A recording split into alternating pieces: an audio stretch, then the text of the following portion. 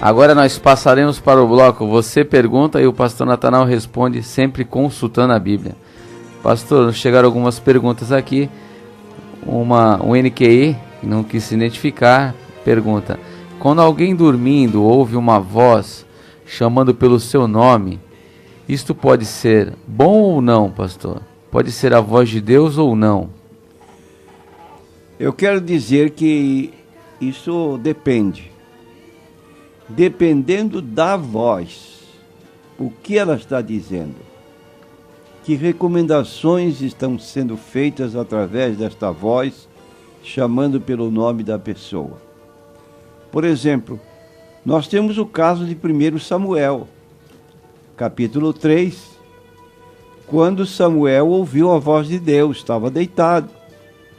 Para ele foi uma voz enigmática, ele não conhecia.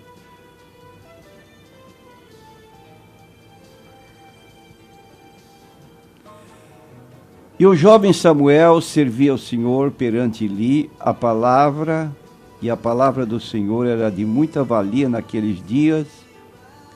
E sucedeu naquele dia que, estando Eli deitado no seu lugar e os seus olhos começavam a escurecer, pois não podia ver, e estando também Samuel já deitado, antes que a lâmpada de Deus se apagasse no templo do Senhor, onde estava a arca de Deus, o Senhor chamou a Samuel e disse ele: eis-me aqui. Correu Eli e disse: eis-me aqui, porque tu me chamaste? Mas ele disse: não te chamei eu, torna a deitar-te. Foi e se deitou. E o Senhor tornou a chamar outra vez a Samuel, e Samuel se levantou e foi a Eli e disse: eis-me aqui, por que tu me chamaste? Mas ele disse: não te chamei eu, filho meu, torna a deitar-te. Porém Samuel ainda não conhecia o Senhor e ainda não lhe tinha sido manifestada a palavra do Senhor. E o Senhor, pois, tornou a chamar a Samuel pela terceira vez, e ele se levantou e foi a Eli e disse: eis-me aqui, por que tu me chamaste? Então entendeu Elias que o Senhor chamava o jovem. Por isso Eli disse a Samuel: vai deitar-te, e há de ser que, se te chamar, dirás: fala, Senhor, porque o teu servo ouve.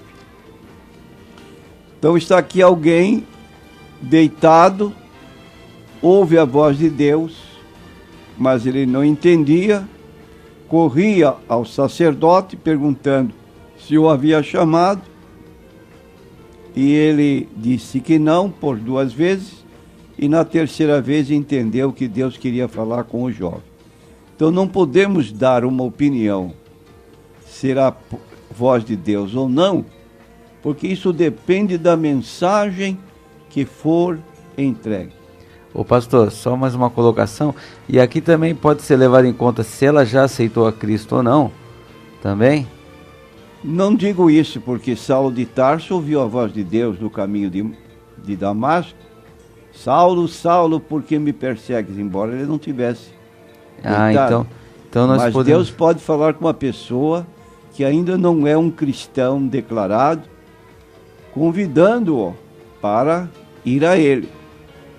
Agora, como disse, sempre depende da mensagem que se ouve. Sim, pastor. E um outro nosso ouvinte, Vladimir, ele também nos formulou outra pergunta. Um rapaz que estava embriagado, atropelou um moço, e a família desse jovem que foi atropelado disse que foi a vontade de Deus. Isso está certo ou errado? Foi mesmo a vontade de Deus?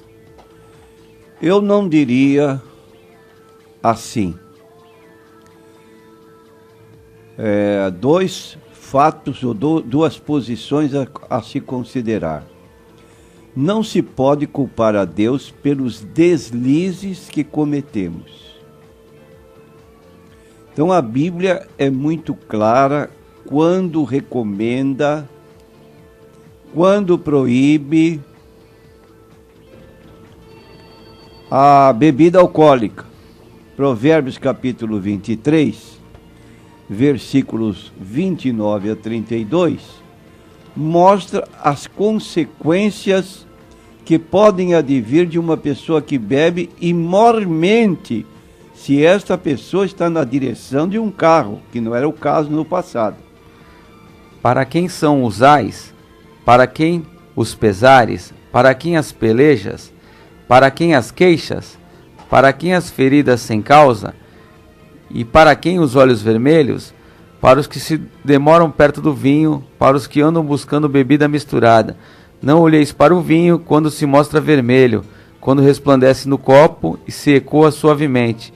No seu fim morderá como a cobra, e como basilisco picará. Então aí está, não beba. Para quem são os ais? Então atropela uma pessoa, a pessoa fica sofrendo aí por meses seguidos, quando não a morte.